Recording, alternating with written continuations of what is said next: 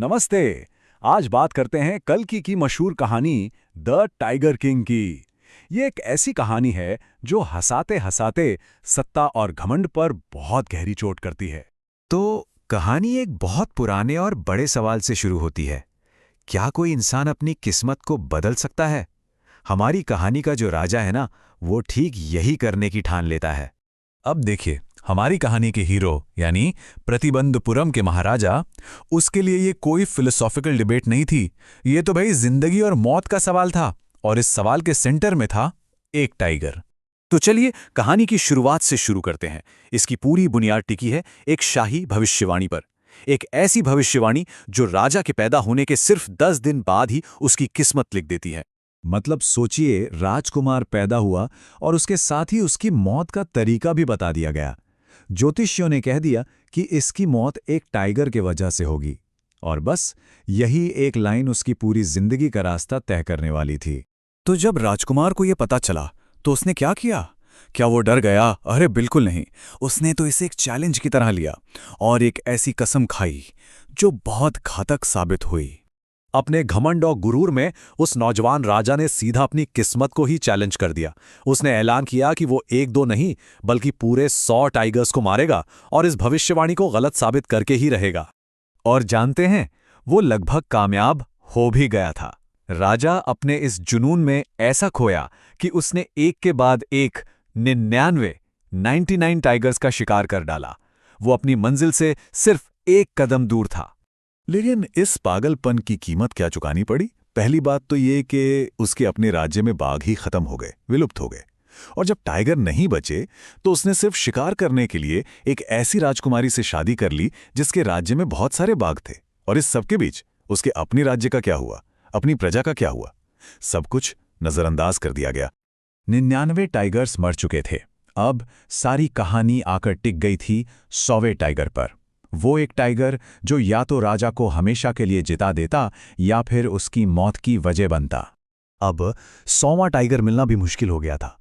तो बड़ी मुश्किल से उसके दीवान ने कहीं से एक बूढ़े कमजोर से टाइगर का जुगाड़ किया।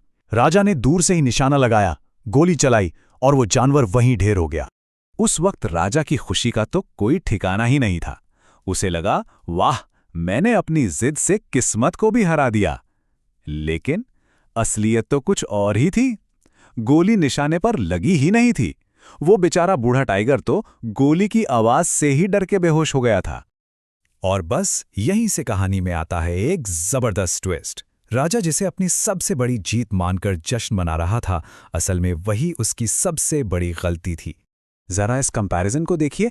एक तरफ राजा पूरी जिंदगी किससे डरता रहा? एक ताकतवर खूंखार जानवर से। और दूसरी तरफ उसकी किस्मत में मौत कैसे लिखी थी? एक बेजान लकड़ी के खिलौने से, एक छोटी सी फांस से जो बाद में एक जानलेवा इन्फेक्शन बन गई।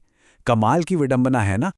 तो हुआ ये कि राजा ने अपने बेटे के बर्थडे पर उसे लकड़ी का एक खिलौना टाइगर गिफ्ट किया। खेलते खेलते उस खिलौने की एक जरा सी फांस राजा के हाथ में चुभ गई। किसी ने इतना ध्यान नहीं दिया, लेकिन वही छोटी सी फांस एक खतरनाक इन्फेक्शन बन गई और आखिर में उसी इन्फेक्शन ने हमारे टाइगर किंग की जान ले ली।